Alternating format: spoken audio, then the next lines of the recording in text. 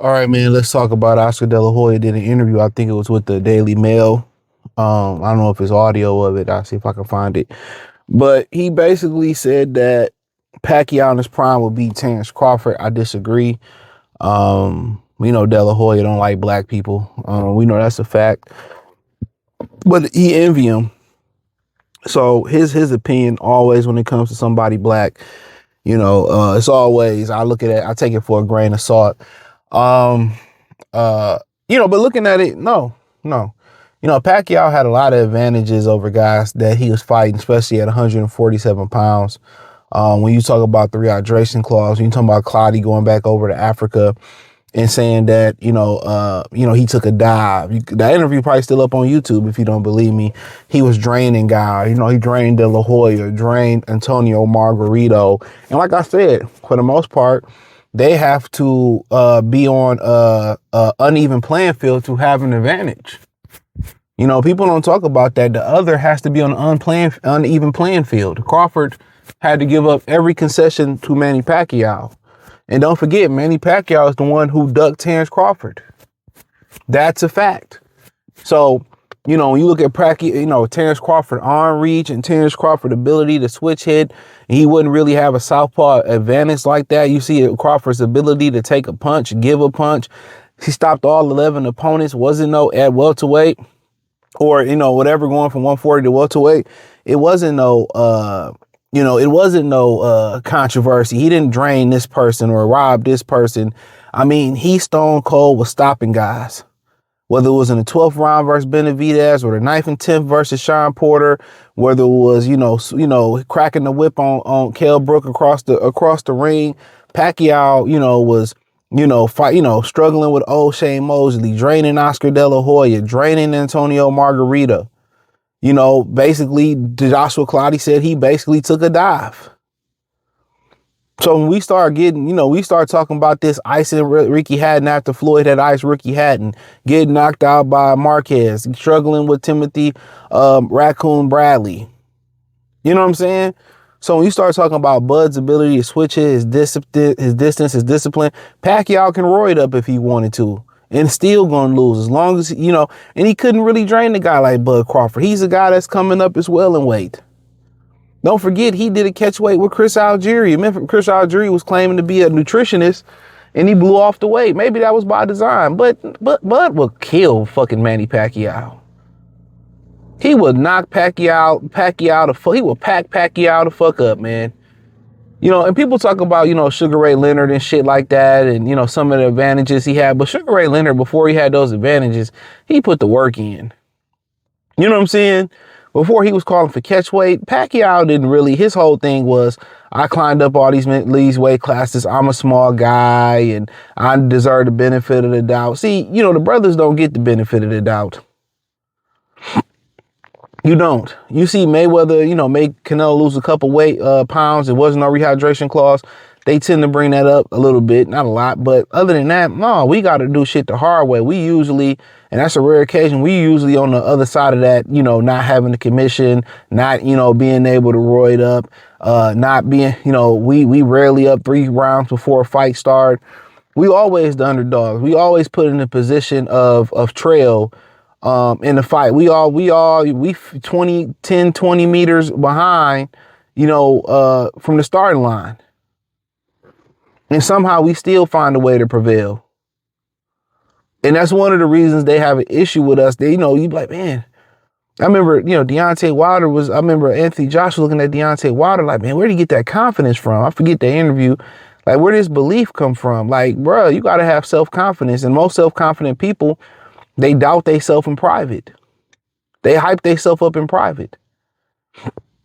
We are strong people. Can you believe too many other people really went in there and went through slavery the way we did in those fields and still sung slave songs and still prevailed and still had ancestors 100 years later? That's as far as we made it. Like, nah. Motherfuckers that are burnt up in that sun, quit, jumped off the boat at way more mass proportions. We strong people, man. We always put in a position of weakness and still come out on top. We always start 3 or 4 rounds down and still find a way to come out on. We find a way. And they find a way to fuck us. They find a way to they find a way to get an advantage, an unfair advantage, and still lose. Look at Canelo and Crawford and still lose. Pacquiao won't have shit for Terence. Pacquiao was looking that spectacular at welterweight because he was draining guys. On top of other things that allegedly most people thought he took. His own personal trainer, Alex Ariza, even though it was after the split, said he was on that. Ooh wee. Bud is too smart for Manny Pacquiao. And Pacquiao knew it. Too small, too smart. The way he would have controlled Pacquiao with that lead hand, man, he would have knocked Pacquiao the fuck out. You thought the Marquez knockout was bad, he would have packed Pacquiao up. And Pacquiao knew that's why they didn't take the fight. That's why they didn't take the fight. Even back then, that's why they didn't take the fight. He was going to get clipped. People who don't know boxing think Pacquiao get Durant fits or get Leonard fits or Herm. He would have got packed up. Pocket rocket supplements and all.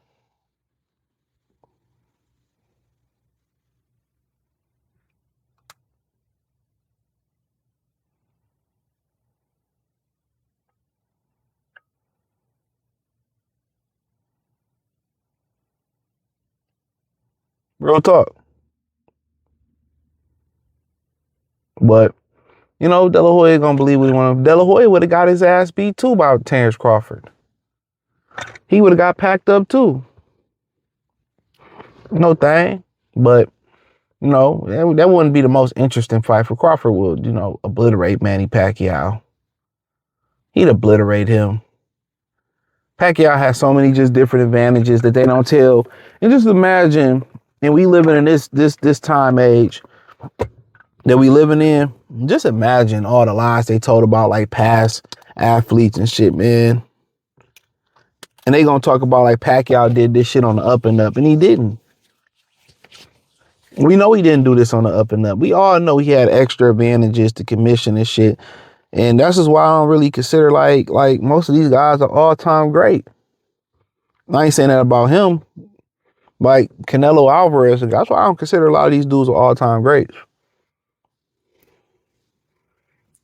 But